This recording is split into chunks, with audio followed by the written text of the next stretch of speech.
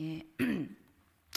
레위기 4장에서 5장 13절까지는 속죄제에 대한 규례이고, 오늘 본문 5장 14절에서 6장 7절까지는 속건제에 대한 규례입니다. 속죄제가 하나님께 범한 죄에 대해서 속함을 받는 제사라면, 속건제는 사람이나 성물과 같은 성물과 관련된 말씀을 어겼을 경우 그런 죄에 대해서 속함을 받는 제사입니다. 속죄제는 하나님과의 관계, 속건제는 사람과의 관계에서 지은 죄를 속함받는 제사입니다. 그래서 속죄제의 경우는 제물의 고기 중 어떤 고기도 먹을 수가 없었지만 속건제의 제물은 먹을 수가 있음을 볼 수 있습니다. 그럼 어떤 죄를 지었을 때 속건제를 드려야 하는지 오늘 본문이 잘 말해주고 있습니다. 속건제를 드려야 할 첫 번째 경우는 15절 말씀에 보면 여호와의 성물에 대해 부지 중에 범죄하였을 때라고 말씀합니다. 여호와의 성물은 하나님께 구별하여 드려진 모든 예물들을 말씀합니다. 예를 들자면 제사 때 드려지는 제물이나 첫 소산, 첫 열매라든지 11조와 같은 것들입니다.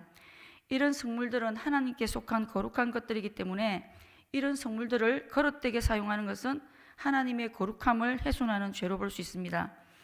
그렇다면 하나님의 성물에 대해서 왜 부지 중에 범죄하는 것이겠습니까?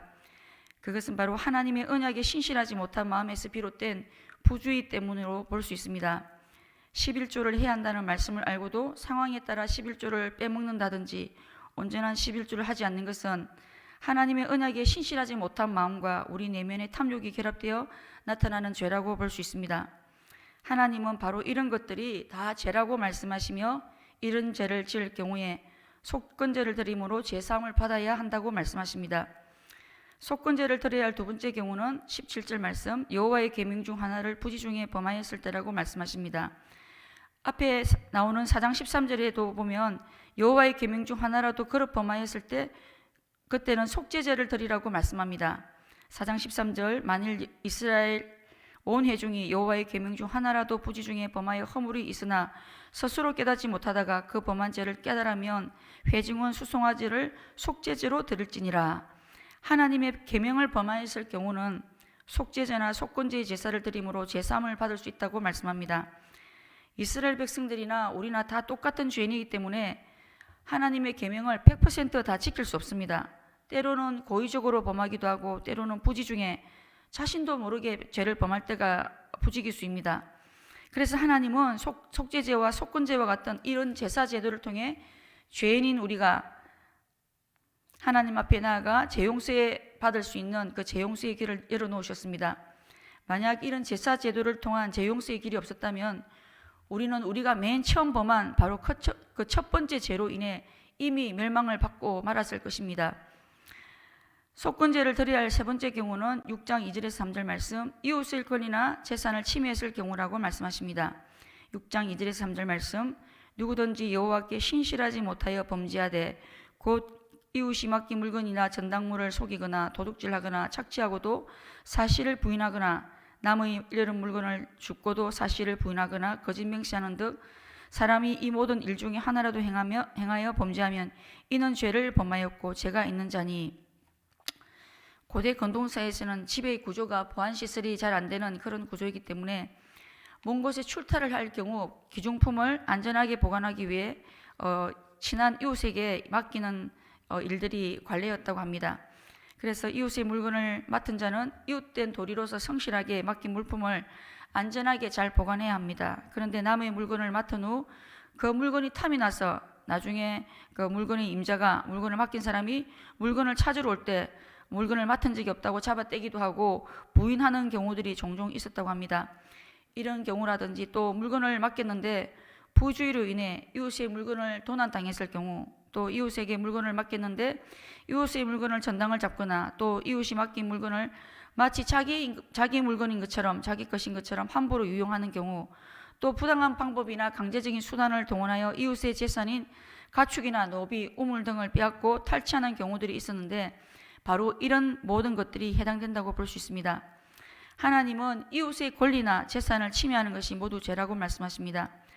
최근에 푸틴이 우크라이나를 침공한 것은 비도덕적이고 비윤리적인 행위 이전에 바로 죄라는 사실을 우리는 분명히 알 수 있습니다.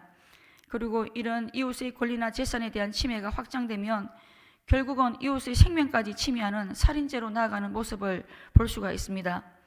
이웃의 권리나 재산을 침해하는 것이 얼마나 심각한 죄인지 우리는 푸틴을 통해서 선명하게 보고 있습니다.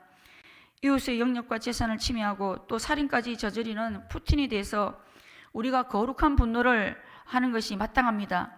그리고 아울러 사소한 것이라도 이웃의 권리나 재산을 침해하는 그런 모습이 우리에게는 없는지 한번 돌아볼 수 있어야겠습니다.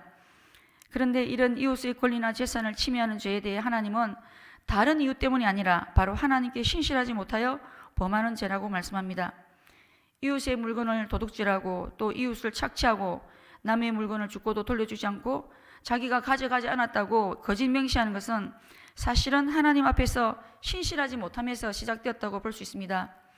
우리가 사람에 대해 이웃에 대해 범죄하는 것은 알고 보면 사람의 모든 행위를 감찰하시는 하나님을 의식하지 않고 또 하나님의 그 신실하신 성품을 간과했기 때문이라고 볼 수 있습니다.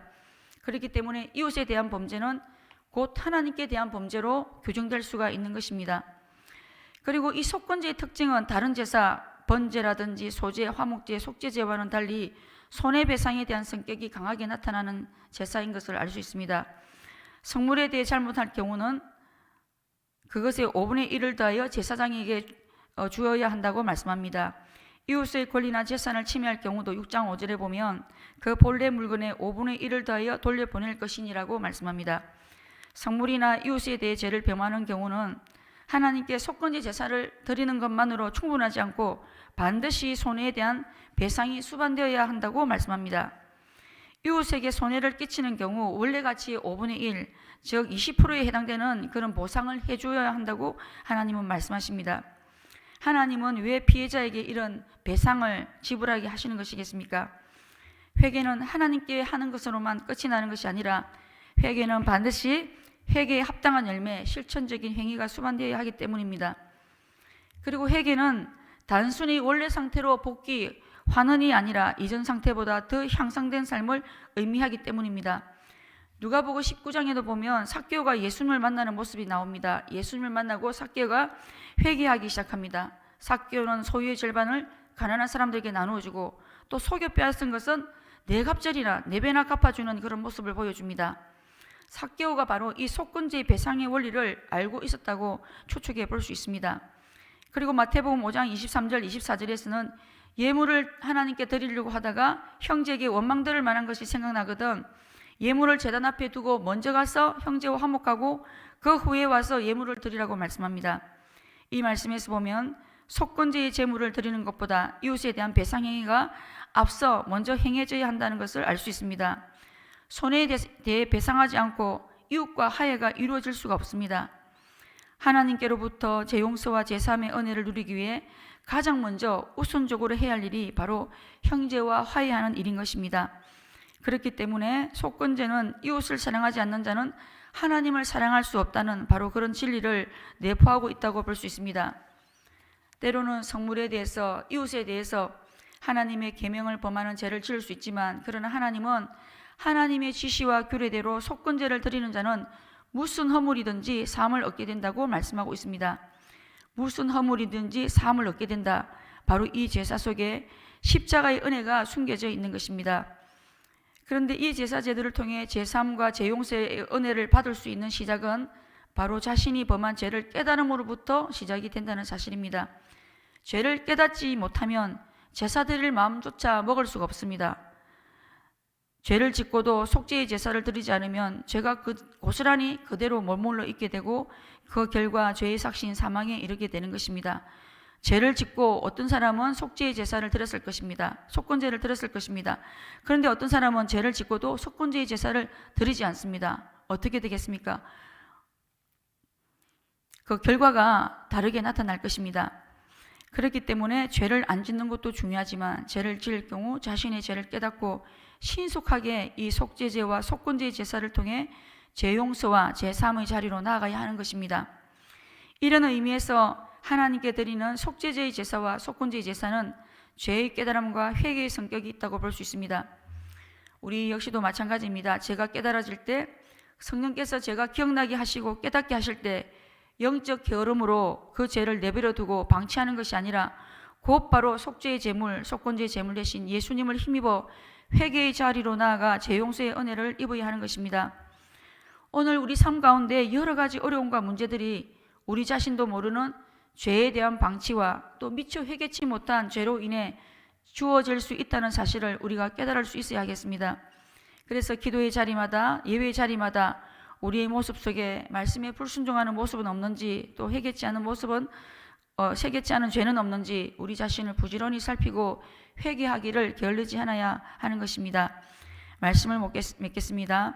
죄인인 우리에게 예수 그리스도의 십자가를 통해 속죄의 길을 열어주신 하나님의 크신 은혜에 감사하는 우리 아침이 되었으면 좋겠습니다. 그리고 오늘 말씀 앞에서 하나님의 성물에 대해 그릇되게 행하고 있는 부분은 없는지, 또 하나님의 계명을 범하고 있는 부분은 없는지, 이웃의 권리와 재산을 침해하고 있는 부분은 없는지 우리 자신을 돌아볼 수 있어야겠습니다. 그리고 우리 모습 속에 이런 부분이 있다면 이 시간 속죄의 제물, 속건제의 제물 대신 예수님을 힘입어 회개하며 제 용서와 제 삶의 은혜를 누리는 우리 모두가 될 수 있어야겠습니다. 그리고 부지 중에라도 죄를 짓지 않는 그런 영적 민감함을 주시도록 우리가 기도하는 아침이 새벽이 되었으면 좋겠습니다.